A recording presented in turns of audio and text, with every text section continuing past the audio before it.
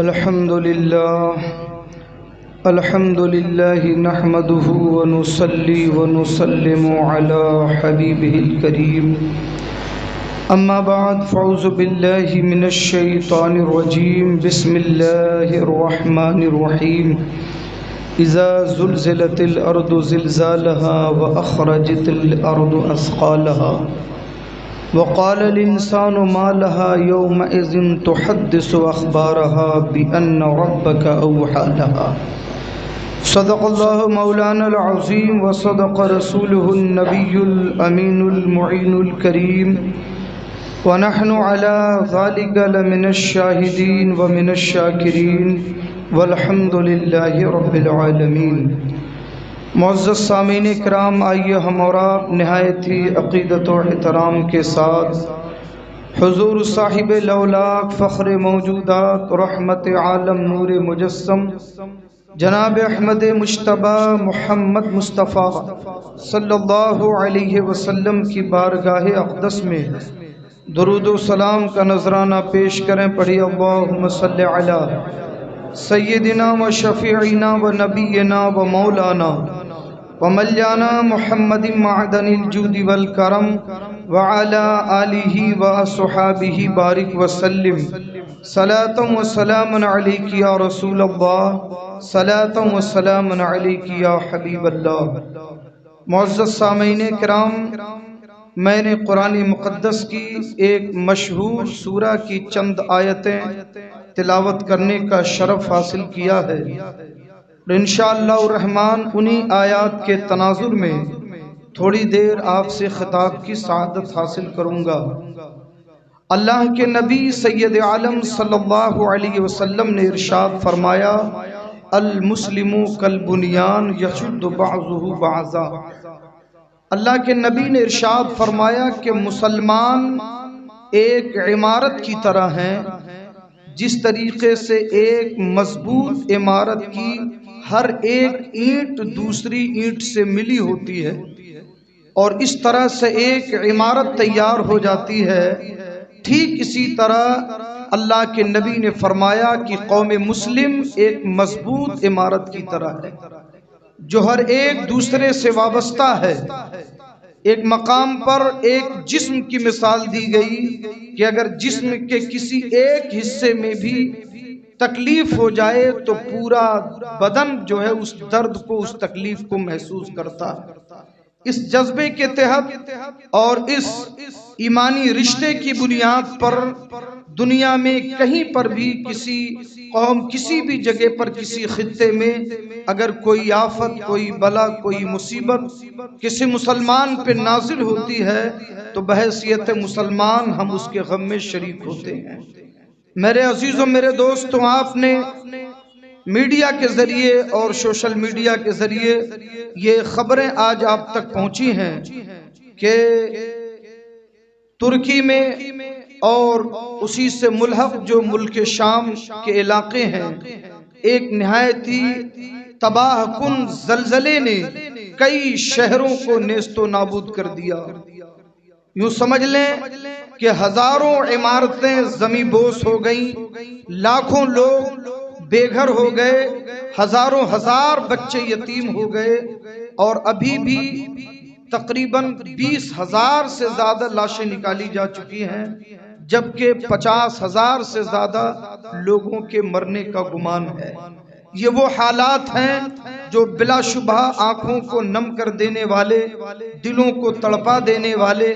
آپ اندازہ کریں بحیثیت انسان اللہ تبارک و تعالی نے جو ہمارے اندر دل رکھا ہے، آپ اس منظر کا ذرا تصور کریں اور یہ سمجھیں کہ آپ اس جگہ کو اپنی نگاہوں سے دیکھ رہے ہیں جہاں چاروں طرف عالی شان عمارتیں چورا ہو کر کے زمین پر گر چکی ہیں، ہر طرف لاشوں کے ڈھیر نظر آ رہے ہیں، اور لوگوں کی دنیا اجڑ چکی ہے۔ جو لوگ کروڑ پتی تھے آج وہ ایک ایک لقمے چاول کے لیے، ایک ایک روٹی کے لیے ترس رہے ہیں۔ جنہیں اپنی بلڈنگوں پر، اپنی عمارتوں پر ناز تھا، آج وہ بلڈنگیں ان کے لیے قبر بن چکی ہیں۔ وہ سارے پیسے، وہ ساری دولت آج خاک میں مل چکی ہیں جسے ایک انسان اپنی ترقی اور شاندار زندگی کی ضمانت سمجھتا ہے۔ میرے عزیزوں، میرے دوستوں، یہ واقعات دنیا میں کیوں ہوتے ہیں اور ان واقعات سے ہمیں کیا سبق لینا چاہیے، اس پر گفتگو ہوگی، مگر اس سے پہلے ہم سب دعا کریں اللہ تبارک و تعالیٰ کی بارگاہ میں جو لوگ ملبوں میں دب کر کے شہید ہوئے اللہ انہیں جنت نصیب فرمائے، اور جو لوگ زخمی ہیں جن کے جسم کے اعضاء مختلف جگہوں سے زخمی ہو چکے ہیں، اللہ تبارک و تعالیٰ انہیں جلد سے جلد صحت کاملہ عطا فرمائے، اور جو لوگ بے روزگار ہو چکے ہیں اللہ غیب سے ان کے لیے انتظام فرمائے، دنیا کی نظر میں ان کے دلوں میں ان کے لیے محبت کا جذبہ پیدا فرمائے، بے سہاروں کو سہارا عطا فرما دے، بے اولادوں کو اور جو اولادیں اپنے ماں باپ سے یتیم ہو چکی ہیں اللہ تعالیٰ غیب سے ان کے سہارے کا انتظام فرمائے، ان کے کھانے پینے ادویات کا انتظام فرمائے، اللہ تعالیٰ اپنے فرشتوں کے ذریعے ان کی مدد فرمائے۔ میرے عزیزوں، میرے دوستوں، ہمیں اپنی نمازوں میں اور اپنے مخصوص دعاؤں میں انہیں ہمیشہ یاد رکھنا چاہیے۔ اگر ہم یہاں سے کچھ نہیں کر سکتے تو بہرحال انسانیت کے تقاضے سے اور ایمانی رشتے کی بنیاد پر ہم دل کی گہرائیوں سے دعا کریں کہ اللہ تبارک و تعالی ان بے سہاروں کو سہارا عطا فرما دے، ان پریشان حال لوگوں کی پریشانیاں دور فرمائے، اور دنیا کی حکومتوں کے اندر انسانیت کا جذبہ پیدا فرمائے کہ وہ زیادہ سے زیادہ ان کی امداد کر سکیں اور ان کے لیے مواقع پیدا کریں تاکہ وہ جلد سے جلد اپنے پیروں پہ کھڑے ہو سکیں۔ میرے عزیزوں، میرے دوستوں، اصل میں یہی دنیا ہے جو اللہ تبارک و تعالی ہمیں کبھی کبھی دکھا دیتا ہے، یہی دنیا کی حقیقت ہے۔ بات یہ ہے کہ ہمیں اللہ نے دنیا میں عقل عطا فرمائی، اللہ نے بدن میں طاقت دی، دماغ دیا، دھڑکتا ہوا دل دیا، سوچنے سمجھنے کی صلاحیت دی، دولت دی، پاور دیا، کھانے پینے کی آسانیاں پیدا فرمائی، تو ہم بھول جاتے ہیں کہ کوئی ایسی طاقت بھی ہے جس کا دست قدرت ہمارے اوپر سب سے بڑا ہے۔ ہم فراموش کر جاتے ہیں اور اپنی زندگی میں کوئی فرعون بننے لگتا ہے، کوئی شداد بننے لگتا ہے، کوئی نمرود بننے لگتا ہے۔ آپ ذرا سوچیں، پوری زندگی ہم ایک فلیٹ کو خریدنے کے لیے اپنی زندگی داؤں پہ لگا دیتے ہیں، پوری زندگی ایک انسان اپنی جمع پونجی لگاتا ہے تب کہیں جا کر کے وہ کوئی مکان، کوئی زمین، کوئی جائیداد خریدتا ہے، اور اگر کوئی کسی بلڈنگ کا مالک ہو گیا، بلڈر بن گیا اور بہت زیادہ اللہ نے دولت دے دی تو پھر جناب والا اس کے انداز کیا کہنے۔ مگر اللہ تعالی کبھی کبھی دنیا میں ایسے واقعات لاتا ہے جو ہماری عقلیں کھولنے کے لیے ہیں، ہمیں نصیحت حاصل کرنے کے لیے اور ہمیں عبرت کا نشان بنانے کے لیے اور یہ بتانے کے لیے کہ تمہارے رب نے جو کہا وہی صحیح ہے۔ یہ دنیا ہمیشہ رہنے کی چیز نہیں ہے، یہاں کی دولت، یہاں کی پراپرٹی، یہاں کی بلڈنگیں، یہاں کی گاڑیاں، یہاں کے عیش و آرام اور یہاں جو کچھ بھی تم جسے اپنی جنت سمجھتے ہو یہ تمہاری بھول ہے، یہ تمہاری غلطی ہے۔ اللہ انہی عالی شان عمارتوں کو جس میں قسم قسم کے ہم فرنیچر لگاتے ہیں، شاندار ماربل لگاتے ہیں، ایئر کنڈیشن لگاتے ہیں، عمدہ قسم کے صوفے اور فرنیچر سے سجاتے ہیں اور اپنے بیڈ روم کو جنت نشان بناتے ہیں، اللہ نے انہی عمارتوں کو آج ان کی قبر بنا دیا۔ اور یہ واضح ہو گیا اللہ تعالیٰ کی جانب سے کہ ہمیشگی کی زندگی صرف اور صرف آخرت کی زندگی ہے۔ دنیا کی کوئی بھی چیز ایسی نہیں ہے جس پر گھمنڈ کیا جائے، غرور کیا جائے، تکبر کیا جائے، یا جس کے اوپر انسان اپنے آپ کو ناز کر سکے۔ اگر آپ کو فخر کرنا ہے، ناز کرنا ہے تو اللہ کی عبادت پر ناز کرو، اللہ کی طرف رجوع کرو، اللہ کی طرف رجوع لاؤ، ہمیشگی اور آخرت والی زندگی کو ہمیشہ یاد رکھو۔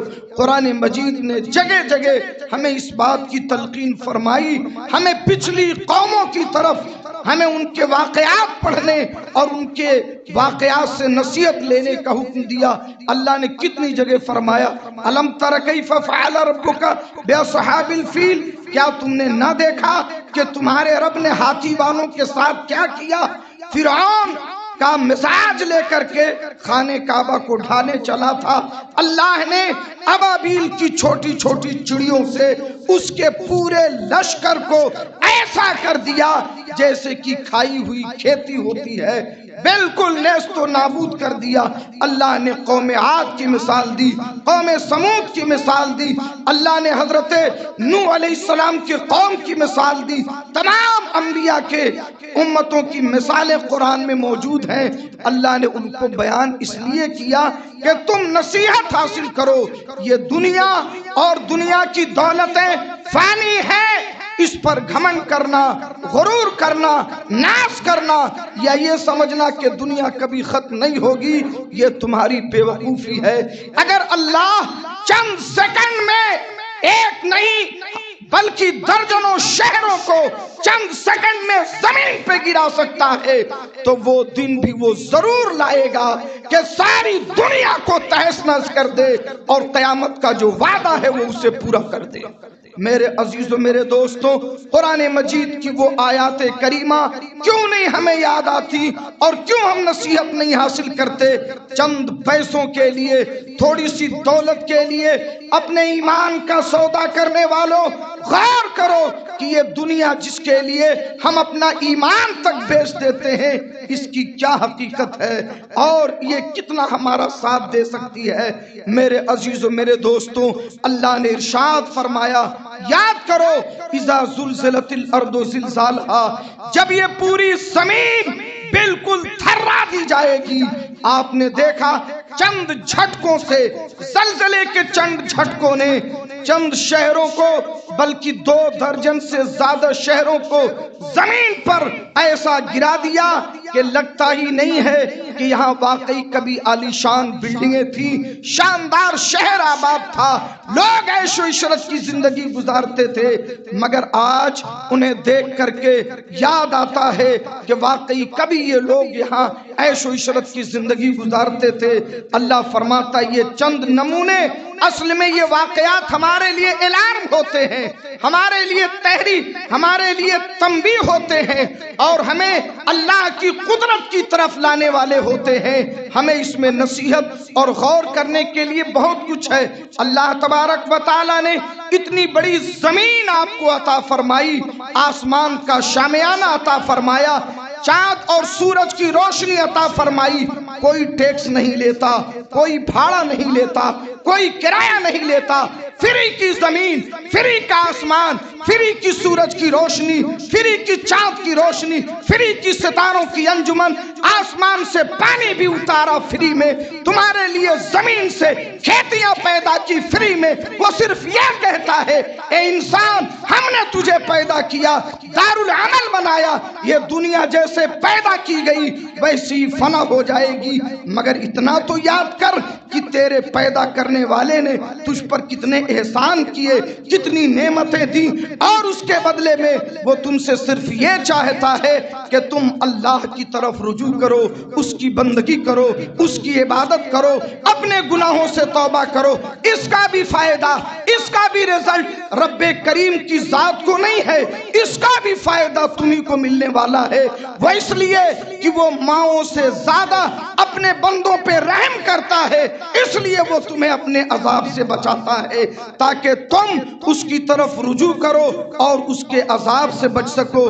میرے عزیزوں، میرے دوستوں، آپ ذرا غور فرماؤ، جو مالک حقیقی ہے اس نے تو سب کچھ پیدا کر کے ہمیں زندگی گزارنے کا موقع عطا کیا، مگر ہم جو تھوڑی سی زمین، تھوڑی سی دولت، تھوڑی سی پراپرٹی، تھوڑی سی چیزوں کے مالک ہوئے تو ہمارا مزاج کیسا بدل گیا، ہمارے حالات کیسے بدل گئے۔ اللہ کا خوف اور تقوی اختیار کرو۔ میرے عزیزوں، میرے دوستوں، دنیا اور آخرت میں ہمیشہ اور سربلندی اور عزت کی زندگی اللہ نے اسلام کی صورت میں ہمیں عطا فرمائی ہے اور اسے ہمیں اور آپ کو سمجھنا چاہیے۔ اللہ ارشاد فرماتا ہے یاد کرو اس دن کو، قیامت کا ایک منظر جو قرآن مقدس کی کئی پاروں میں، کئی سورتوں میں، کئی آیتوں میں اللہ نے مختلف انداز میں بیان کیا۔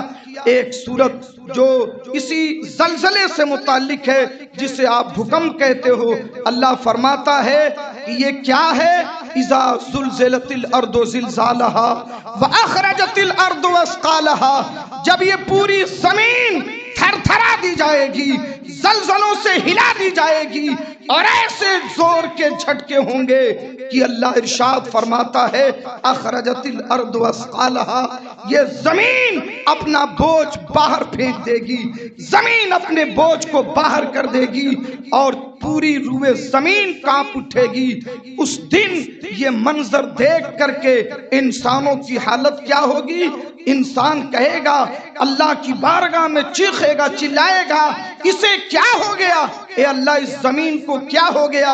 اللہ ارشاد فرماتا ہے یومئذ تحدث اخبارہا، اس دن زمین اپنی خبریں تمہیں سنائے گی، بِأَنَّ رَبَّكَ أَوْحَى لَهَا، وہ اس لیے کہ اس کے رب نے اسے اس بات کا حکم دیا تھا۔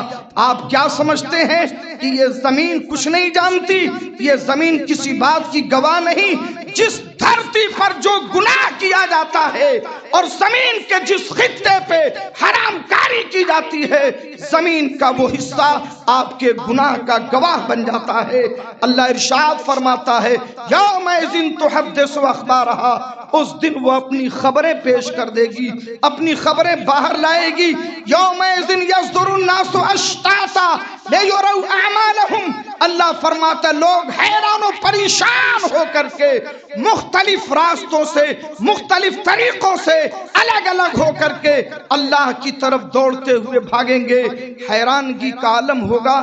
آپ ذرا سوچو، اگر ایک کنٹری کے اندر، ایک کنٹری کے چند شہروں میں اگر زلزلہ آتا ہے، پوری دنیا میں ہاہاکار مچتا ہے، وہ دن کیسا ہوگا کہ روئے زمین کا 1 انچ بھی نہیں بچے گا جہاں زلزلے کے جھٹکے نہیں ہوں گے، جہاں زلزلے نہیں ہوں گے۔ بات کیا ہے کہ اس روئے زمین پر جو کچھ کیا جاتا ہے، یہ ہمارے اعمال آسمان کی طرف اٹھتے ہیں، یہ ہمارے اعمال آسمان کی طرف اٹھتے ہیں۔ اللہ کے نبی نے ارشاد فرمایا قیامت کی نشانیوں میں سے ایک نشانی یہ بھی بتائی کہ زلزلوں کی کثرت ہوگی۔ کیوں زلزلوں کی کثرت ہوگی؟ اس لیے کہ زمین پر گناہ کی کثرت ہوگی۔ اس زمین سے ہر قسم کے اعمال اوپر بلند ہوتے ہیں، اچھائیاں بھی بلند ہوتی ہیں، برائیاں بھی بلند ہوتی ہیں، اور جیسے اعمال بلند ہوتے ہیں ویسے ہی احکام ادھر سے اترتے ہیں۔ میرے عزیزوں، میرے دوستوں، اس لیے اللہ تبارک و تعالی اگر اس طریقے کے واقعات کہیں کسی شہر میں، کسی علاقے میں اگر پیدا فرما دے تو اس سے ہمیں نصیحت اور عبرت حاصل کرنے کے لیے یہ کافی ہیں۔ اللہ کے نبی سید عالم صلی اللہ علیہ وسلم کا یہ طریقہ تھا۔ سنن ترمذی کی یہ حدیث ہے، اللہ کے نبی سید عالم صلی اللہ علیہ وسلم اگر کبھی خلاف معمول ہوا تیز ہو جاتی، آدھی تیز چلنے لگتی، تو میرے آقا کے حالات میں پریشانی کے آثار نظر آتے۔ اللہ کے نبی سید عالم صلی اللہ علیہ وسلم لوگوں کو چھوڑ کر کے گھر سے نکل کے مسجد نبوی کا رخ لیتے اور اس وقت تک سجدے میں پڑھ کے دعا کرتے رہتے جب تک کہ ہوا کی تیزی اپنے معمول کے مطابق نہ ہو جائے۔ اگر بہت زیادہ بارش ہونے لگتی، بہت زیادہ بجلی چمکنے لگتے، بہت زیادہ سیلاب آ جاتا، تو میرے آقا علیہ السلام سجدے میں گر گر کے اپنے رب کی بارگاہ میں دعا کرتے، اس لیے کہ میرے آقا کو معلوم ہے پچھلی امتیں جو ہلاک ہوئیں، اللہ تبارک و تعالیٰ کا عذاب اچانک ان کے اوپر آ جاتا، کبھی سیلاب کی شکل میں، کبھی کڑکتی ہوئی بجلیوں کی شکل میں، کبھی بادلوں کی شکل میں، کبھی طوفان اور ہواؤں کی شکل میں، کبھی زلزلوں کی شکل میں، کبھی تیز چنگھاڑ اور آواز کی شکل میں۔ اس لیے جب حالات زمانہ میں اور قدرتی موسم میں جب تبدیلی آتی تو میرے آقا مسجد کا رخ فرماتے، سجدے میں گر کر کے دعا کرتے۔ میرے عزیزوں، میرے دوستوں، واقعہ اگرچہ ایک دوسری کنٹری کا ہے، ایک ملک کا ہے، مگر نصیحت ہم سب کے لیے ہے۔ اس میں اس بات کی نصیحت ہے کہ اپنی تمام تر طاقت اور پونجی کے بعد اس بات کا احساس ہمیں ہونا چاہیے کہ ہمارے اوپر قدرت کا ہاتھ ہے۔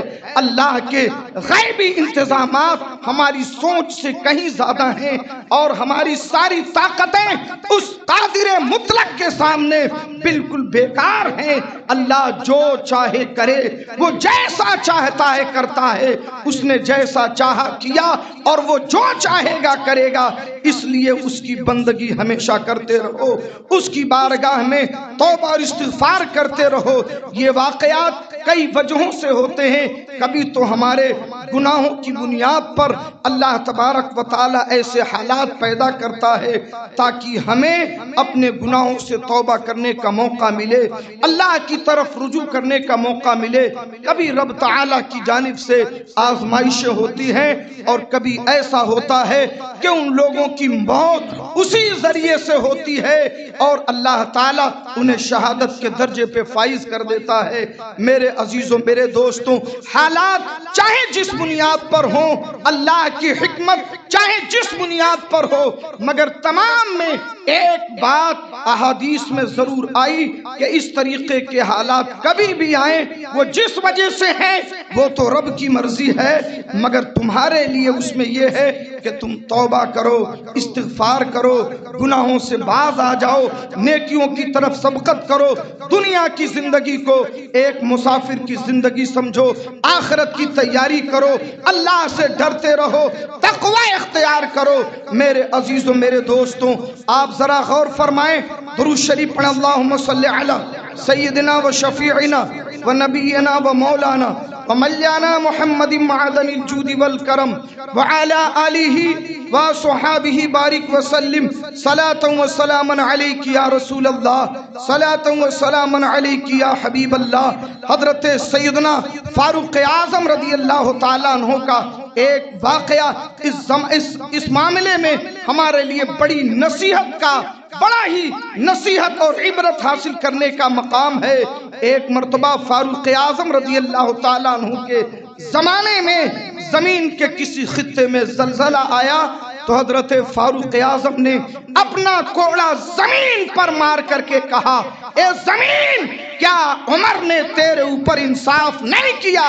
اگر عمر نے انصاف نہیں کیا تو تجھے آنے کا حق ہے، اور اگر انصاف کیا ہے تو جس رب کے حکم سے تو آئی ہے اسی کا بندہ عمر تجھ سے کہتا ہے، جب تک اس دھرتی پر عدل موجود ہے اور عمر عدل کے ساتھ، انصاف کے ساتھ قائم ہے، تیری کوئی ضرورت نہیں ہے۔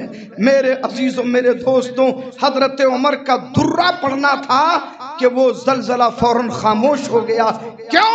اس لیے کہ فاروق اعظم نے عدل و انصاف سے اس دھرتی کو بھر دیا۔ آپ ذرا دیکھیں، آپ کے صاحبزادے حضرت عبداللہ ابن عمر رضی اللہ تعالیٰ عنہ ہیں، انہوں نے کچھ اونٹ خریدے اور اونٹوں کو خرید کر کے آپ نے بیت المال کے اونٹ جہاں چرتے تھے، یعنی سرکاری اونٹ جہاں چرا کرتے تھے، بیت المال میں جو اونٹ آتے تھے ان کے لیے ایک علاقہ مخصوص تھا، بڑی وہاں پر ہریالی تھی جہاں وہ اونٹ چرا کرتے تھے۔ فاروق اعظم کے صاحبزادے عبداللہ ابن عمر نے یہ سوچ کر کہ جانوروں کے لیے تو کوئی پابندی ہے ہی نہیں، آپ نے بھی اپنے اونٹ اسی میں چھوڑ دیے اور وہ اونٹ تندرست و توانا ہوئے۔ پھر کچھ دنوں کے بعد آپ ان اونٹوں کو لے کر مارکیٹ میں گئے اور اسے بیچنے کے لیے آپ نے بولی لگائی۔ لوگوں نے دیکھا کہ عبداللہ ابن عمر کے اونٹ بڑے تندرست و توانا، بولیاں لگنے لگی۔ اتفاق سے فاروق اعظم کا گزر ہوا، آپ نے وہ اونٹ دیکھے اور دیکھنے کے بعد ان کے قریب پہنچے، فرمایا یہ اونٹ کس کے ہیں؟ لوگوں نے کہا آپ کے صاحبزادے عبداللہ کے ہیں۔ آپ نے فرمایا عبداللہ یہ اونٹ تمہارے ہیں؟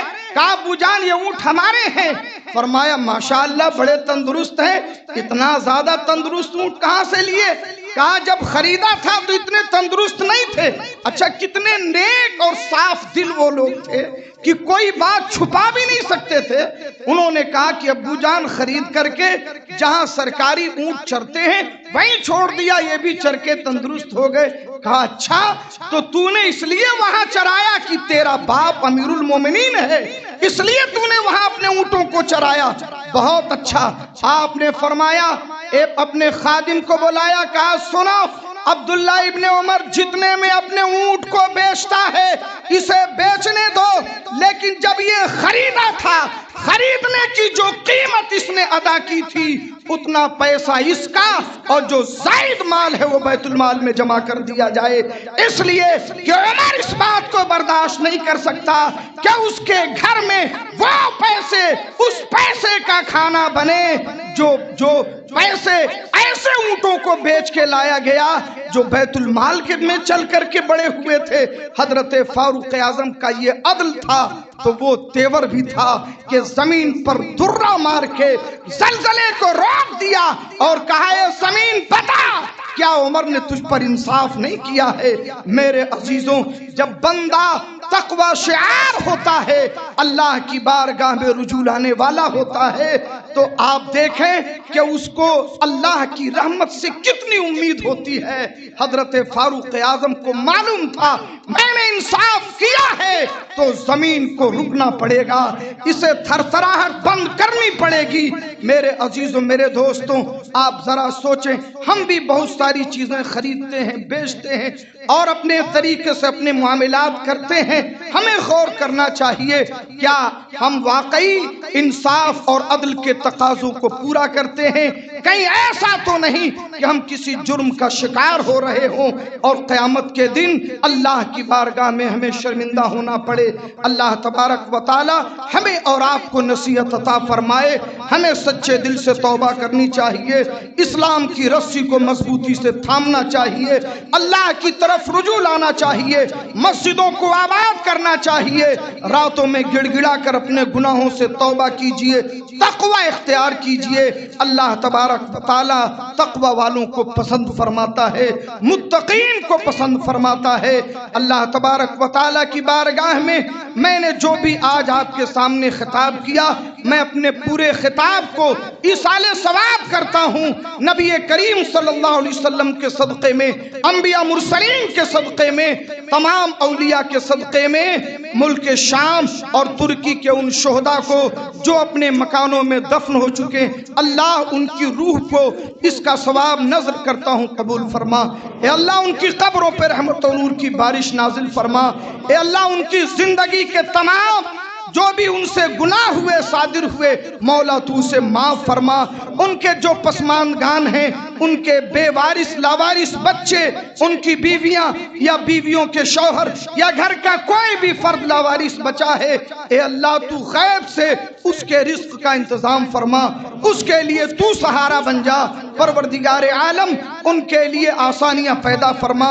انہی چند باتوں کے ساتھ اپنی گفتگو کو ختم کر رہا ہوں۔ اللہ تعالی ہم سب کو سچے دن سے سچی توبہ کی توفیق عطا فرمائے اور نبی کریم صلی اللہ علیہ وسلم کی شریعت پر عمل کرنے کی توفیق عطا فرمائے۔ استغفر اللہ ربی من کل ذنب و اتوب الیہ۔ السلام علیکم ورحمۃ اللہ وبرکاتہ۔